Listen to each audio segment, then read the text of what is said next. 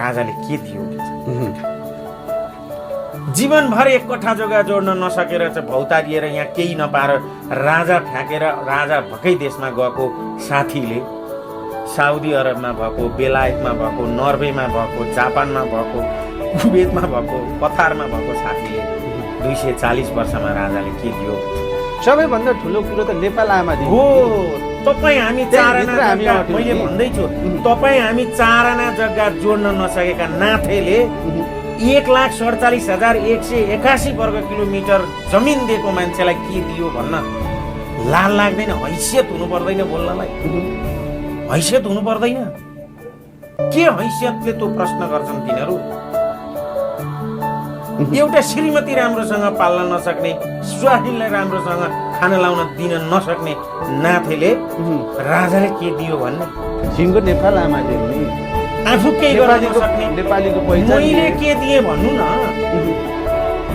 देशले के दियो होइन, मैले के दिए भनिन् न। राजाले त म मरे पनि मेरो देश बाँचिरहोस्, म मरे पनि मेरो देश बाँचिरहोस्, त्यही दियो त राजा। आफू मरे छोडेर गइदियो, के दिनु पर्ने? त्यसमाथि पनि अझै राजा ज्ञानेन्द्रले वक्तव्य मार्फत भनिरहेको अझै यो देशको लागि हामीले के त्याग गर्नुपर्छ, हामी तयार। अनि जस्तो अब अनि राजाले गरिदिनु चाहिँ पर्ने चाहिँ के त?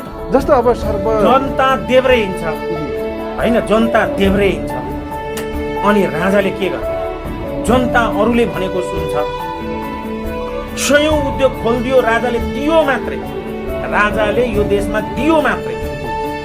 राजाहरूले यो देश मेरो पुर्खा हो नि त, मेरो पुर्खाले, राजाले मात्रै भन्दिनँ म, मेरो पुर्खाले दियो मात्रै।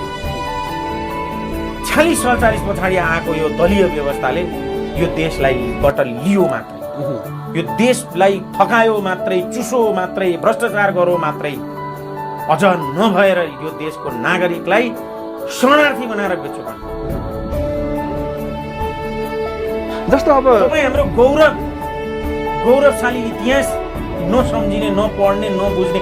अहिले त जेनजीको भाइहरू यत्रो सामाजिक सञ्जालमा राजाहरूले गरेका क्रिया कामहरूको बारेमा आउँछ। कम्तीमा त तपाईँहरूले 10 मिनट राजतन्त्रले गरेका सकारात्मक कामहरूको बारेमा पढिदिनुहोस्।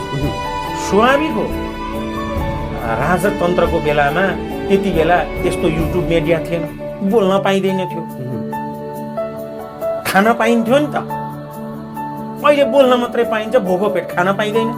खान नपाएर विदेश जानु परेको होइन, काम गर्न पाइँदैन, त्यति बेला काम गर्न पाइन्थ्यो। साउदी अरबको जनताले हाम्रो नेपालको जस्तै बोल्न पाऊँ भनेर आन्दोलन गर्दैको भए साउदी अरब त्यसरी विकास हुँदैन थियो। दुबईको जनताले सिङ्गापुरमा पनि के छ, निरङ्कुश छ, हो कि होइन? चाहिने भन्दा बढी चाइनामा कस्तो व्यवस्था छ? चाइनाको व्यवस्था र नेपालको पञ्चायत लगभग उस्तै। त्यो चाइनाको जनताले सहर स्वीकार्यो त्यो व्यवस्था। हामीले एक दिन पनि गरी खान दिए। राजाले बाटो खोल्छ, के भन्छन् त भन्दाखेरि ऊ फलानु देशको ल्यायो भनिदिन्छ। आज त्यही बाटोमा हिँडिरहेछ। महेन्द्र राजमार्गमा हिँडेर त्यही राजाको विरोध गर्न लाल लाग्दैन?